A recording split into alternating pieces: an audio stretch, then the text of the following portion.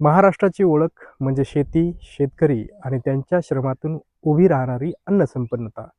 पण आज हीच माती पायाखालून सरकतीये. शेतकऱ्यांचे प्रश्न सोडवण्यासाठी आश्वासने दिली जातात, पण त्यांचं समाधान अजूनही हुलकावणीच देत आहे. कर्जमाफी या एका शब्दाने शेतकऱ्यांच्या आशा पल्लवित केल्या जातात.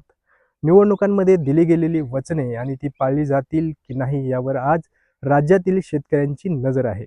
महायुतीचं यश, घोषणांचं गांजरणं आणि आता सत्ता स्थापनेनंतर उपमुख्यमंत्री अजित पवार यांचं वादग्रस्त विधान यामुळे शेतकरी संभ्रमात आहे. शेतकऱ्यांचं आयुष्य खरंच बदलणार आहे का, की फक्त राजकारणाच्या खेळात त्यांचा उपयोग होतोय?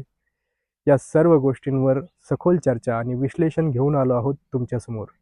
हा व्हिडिओ शेवटपर्यंत पहा, कारण हे फक्त शेतकऱ्यांचंच नव्हे तर प्रत्येक नागरिकांचं भवितव्य आहे.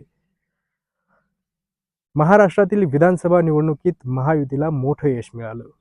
प्रचारादरम्यान दिलेली आश्वासने आणि शेतकऱ्यांच्या कर्जमाफीसाठी झालेल्या घोषणांमुळे शेतकऱ्यांमध्ये आशा निर्माण झाली. आशीर्वादाने महाराष्ट्रात सरकार आलं की संपूर्ण कर्जमाफी देण्याचा निर्णय देखील आपल्या सरकारने घेतलेला आहे आणि त्यासोबत मोदीजींच्या नेतृत्वात लखपती दीदी तयार करताय आणि दुसरीकडे शेतकऱ्यांच्या पाठी उभे असलेलं आपलं सरकार 1 रुपयामध्ये 8,000 कोटी रुपयाचा पीक विमा देत आहे आणि त्यासोबत आमच्या शेतकऱ्यांचं वीज बिल पूर्णपणे माफ करून शेतकऱ्यांना वीज बिलातनं मुक्ती देण्याचं काम हे आपल्या सरकारने केलं आहे. पण निवडणुकीनंतर सरकार स्थापन झाल्यावर या आश्वासनांवर साशंकतेचं मळभ दिसून येत आहे. उपमुख्यमंत्री आणि अर्थमंत्री अजित पवार यांनी पुणे जिल्ह्यातील दौंड येथे एका जाहीर कार्यक्रमात केलेल्या विधानाने या साशंकतेला आणखी चालना दिली. भाषणादरम्यान अजित पवार म्हणाले की माझ्या भाषणात कधी तुम्ही कर्जमाफी ऐकलंय का? अंथरूण बघून हातपाय पसरायचे असतात. राज्याचा गाडा आपल्याकडे आहे. आपण परिस्थिती लक्षात घेऊन निर्णय घेतो.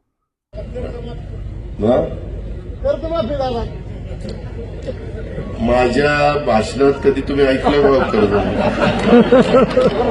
मला मी जेवढी भाषणं केली हे तुला एक माहिती का? अंथरूण बघून हातपाय पसरायचे असतात.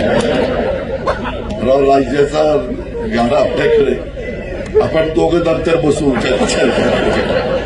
तुला मी माझी परिस्थिती सांगतो, मग तू मला तुझा सल्ला दे आणि मग त्याच्यातनं काही जमत असेल तर करू. आपण करायला कमी नाही पडणार. म्हणूनच 3, 5, 7.5ची मोटर वीज माफ केली. तू विचार, काहीकांचे 3-3 लाख, 3.5 लाख, 4 लाखापर्यंत वीज बिल होती.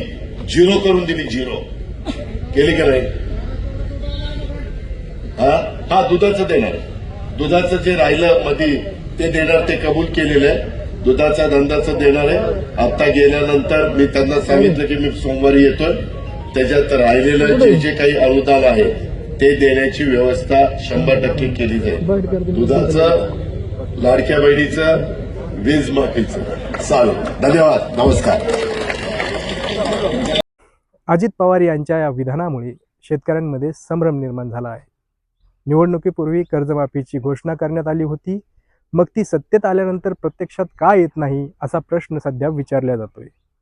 याशिवाय महायुतीतील मंत्री आणि राष्ट्रवादी काँग्रेसचे नेते हसन मुश्रीफ यांनीही एका कार्यक्रमात वक्तव्य केलं, ज्यामुळे शेतकऱ्यांमध्ये संताप दिसू लागलेला आहे.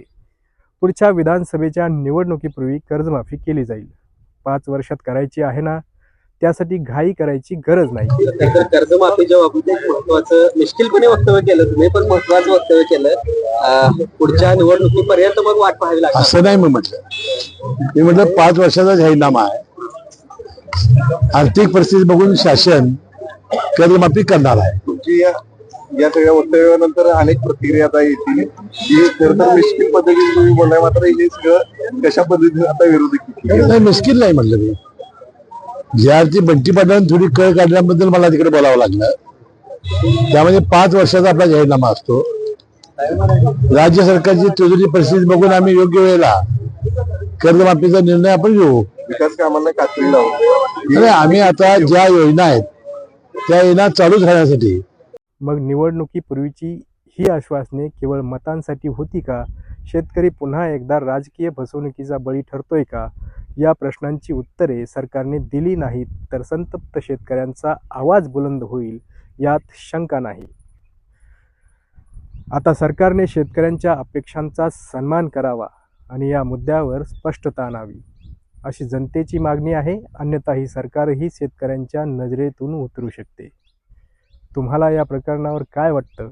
आपल्या प्रतिक्रिया खाली कमेंटमध्ये जरूर द्या. आणखी विश्लेषणात्मक व्हिडिओसाठी आमच्या चॅनलला सबस्क्राईब करायला विसरू नका. धन्यवाद.